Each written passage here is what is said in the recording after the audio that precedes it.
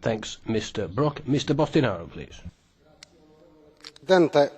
Dear Madam High Representative, Madam Vice President Mogherini, distinguished colleagues, please allow me now to speak in Romanian. Această dezbatere vine. This debate comes at the right time because the European Parliament can support the European Union in playing a still more active and effective role in the Middle East peace process. This is coming at a time when it's in a deadlock worse than ever, and it represents a threat to our European Union. That's why we should reassert our commitment for a peace process in the region, in particular for the peace process between Israel and Palestine, based on recognised principles and the 1967 borders, and the fact these two states, Israel and Palestine, should be able to coexist in safety and peace. Madam High Representative, over the last year you've shown your full commitment and I would say even enthusiasm in contributing to get the peace process back off the ground and to step up the role of our Union in that direction.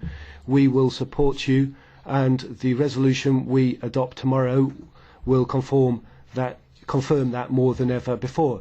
Any lasting solution to the Israeli-Palestinian problem can only come in a regional context involving the important regional actors that you mentioned: Egypt, Jordan, Saudi Arabia, and also it requires close cooperation between us and the USA and cooperation with institutions such as the Arab League.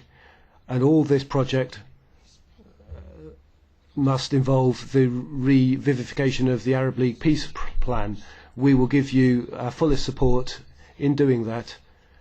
And in this chamber, let me just recollect that we Europeans received a very positive message from Israel. The vice chair of the Knesset presented his document on a peace process, which is impressive in the courage and vision it demonstrates, and it was indeed uncomfortable for an Israeli audience. You can only make peace with your enemy, he said.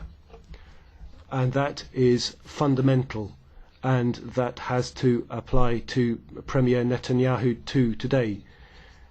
Over this year, the European Parliament has successfully contributed to the Commission's efforts, and tomorrow we will adopt a resolution which will be unprecedented in winning the backing of all groups in this chamber.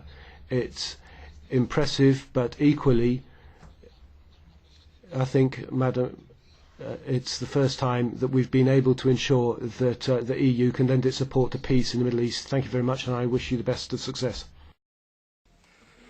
Thank you, Mr. President. Mr. Bostinaru, I very much respect what you said, but I have a question. Your resolution, have you presented that resolution? I mean, you know, your fellow socialists in Israel, what do they think of your resolution? Have you shown it to them? Mr. Bostinaru.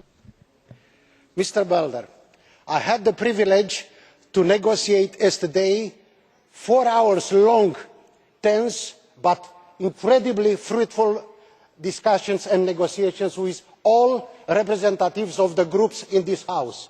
And I can only confirm that by the end of such an unprecedented negotiations, all political groups have agreed to co-sign this resolution. If it's so, it's useless to challenge the support which was expressed by the political groups, because they were the ones to decide through their own political decision-making system to co-sign it and to adopt it tomorrow. This will be an amazing support for the work of the European Union, and this is the way the Parliament can never negotiate but can help to provide a strong mandate for the real negotiators and the brokers of the negotiations, and such a strong message will be equally properly heard, I am convinced, by Jerusalem and by Ramallah. Thank you.